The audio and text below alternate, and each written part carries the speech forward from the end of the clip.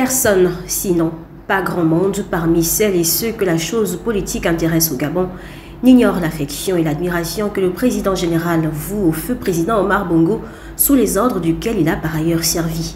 On dirait même au regard de ses postures et de ses actes politiques qu'il en est nostalgique.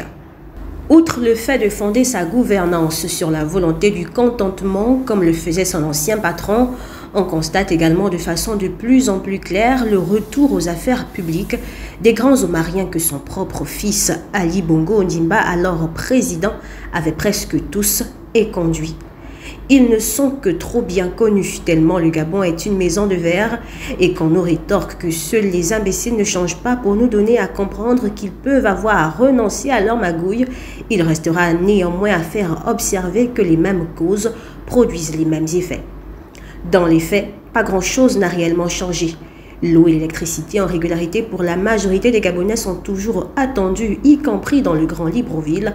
La résorption de la petite économie entre les mains des nationaux par des mécanismes économiques et juridiques novateurs ne sont pas en reste.